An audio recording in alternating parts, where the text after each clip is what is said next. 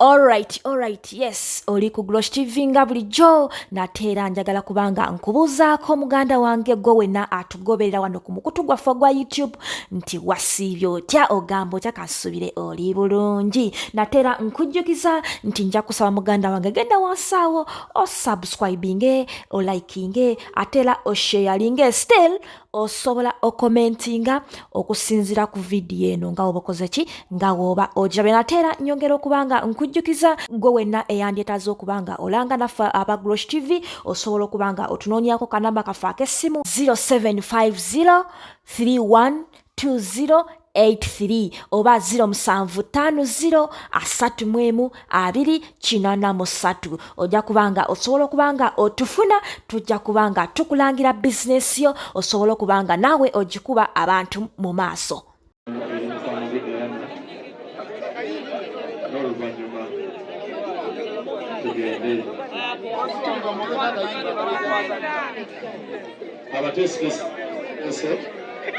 Badde nsaba tuteeketeeke munda.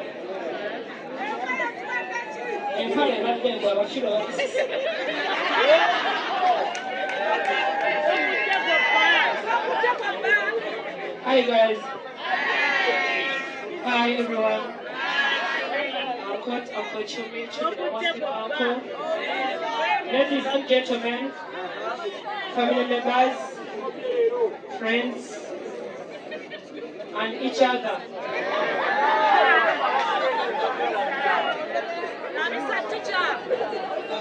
Can you use English or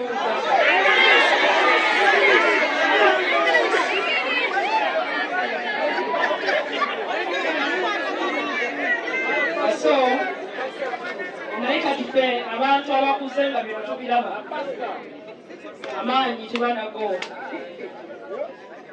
tegalina kubaggwamu okufa kubaawo tekwa buli omu jasi ekitukaabya no tumalamu amaanyi akaseera kaabagendeddemu n'engeri gy'abagenzeemu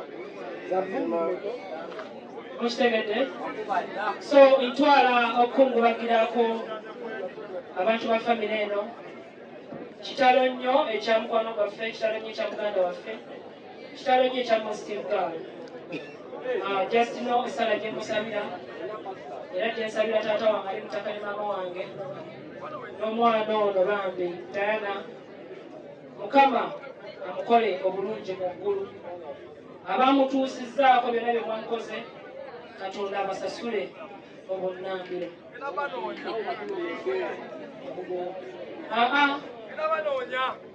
Sometimes abantu abamu bakola ebikolobero omuntu ayinza okuba takufunye naye ate Katonda ayina engeri gyakusasulamu kati gwe n'obanga odaaga ongaaba naye nga tolina gwe waakuma si bwe kiri naye lwekyo kyewakola okutta kibi olaba omuntu nga ye okwetta nakyo si kyangu nali njagaddeko okwetta nga ndi mukomere luzira nali luzira ng'embeera ngikooye naye ne nneremerera okutta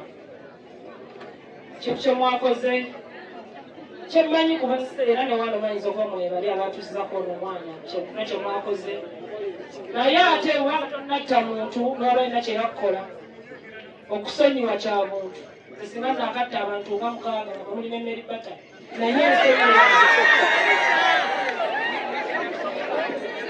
okusonyiwa kya muntu ennaku zino abavubuka temwagala abantu babasingako abawala abantu abatukola bino ebintu bino katika kye bakoze Diana baba baffe betulya nabo abaffe gwe nolowooza yavudde ebbali kumba abadde naye ekyokubiri fe bakyali abalamu abawala basire queens I saw you guys balaba manna basire kiki okwegendereza kintu kikulu sometimes ntera okugamba abantu nze 10 nnyo omwenge naye bwe batennawera ssaawa emu sifunulwa mu bbaala ey'okumakya kino ngana kukibagamba bino byenjogera bya mulongo toli gwe ngenda kutegeera kirowooza mindset.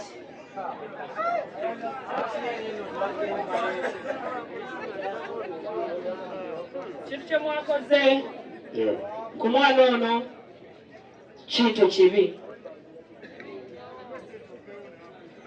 Omanyi lwaki nzize ngomye abafamire mikwano gye n'abalala ddala naze badde simumanyi ebyaddala sigenda kubayiza badde simanyi Diana amulabidde gwa Sheila Price ngamba this girl ngabadde amazing.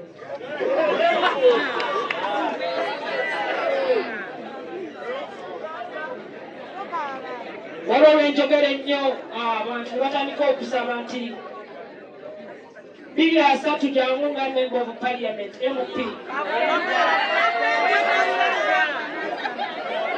naye sijja kujja kuba ebibiina ebiriwo byonna sibyagala. Kole ekyanga nga kabonero ki bizi wanje nga kabonero ki akabonero Zambia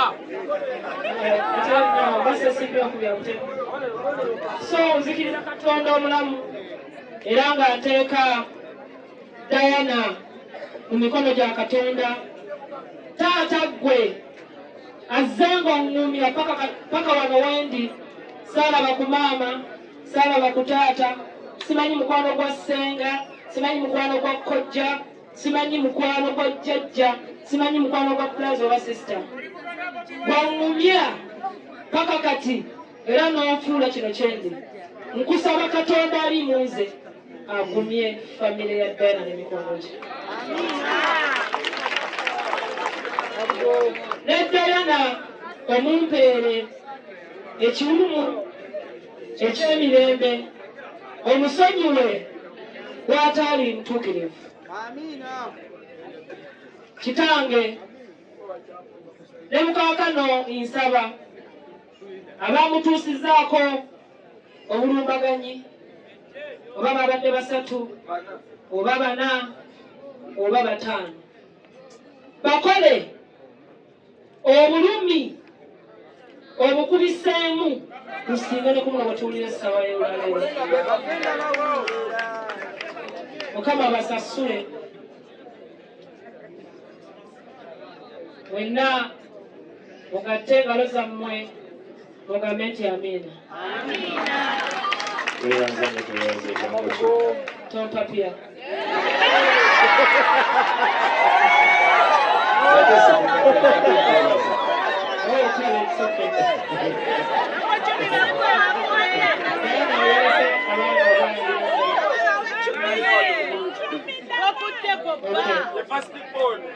mama Diana wali ate taata we wali mukizimbe mwali Tata huyu hapo. abamudako baba taata yono ow'amaaso agalinga agakabaka.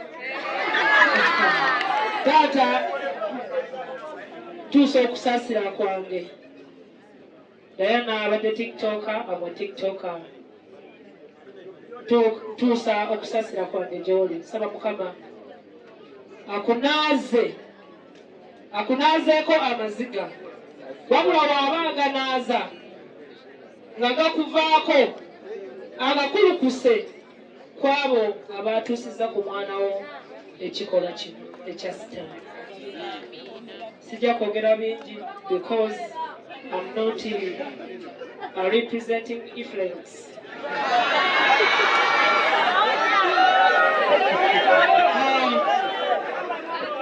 Muzikirize neebaza mikwano gyaffe ab'amawulire mwenna balaba mwebale nnyo omulimu guno, mwebale okuyimiriranga wamu naffe.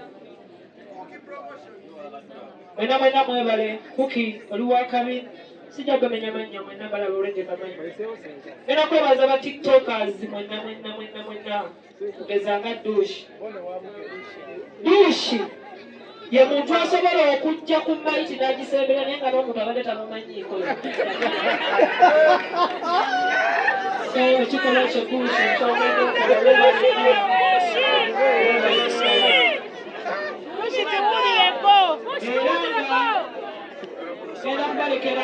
essuula eri mu Matayo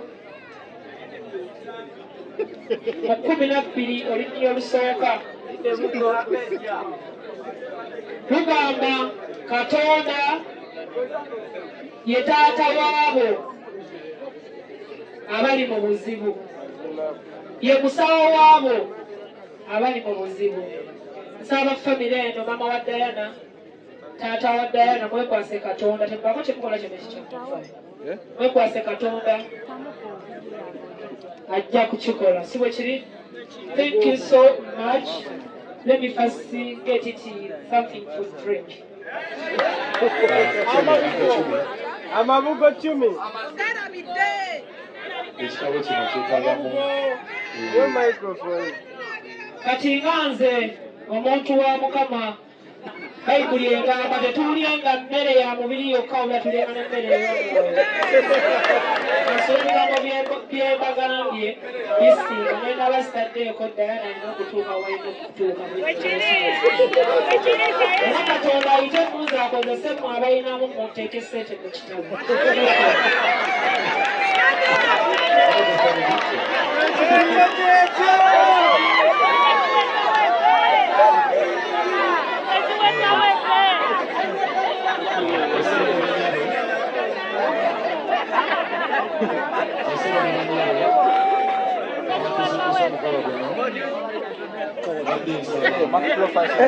Long time.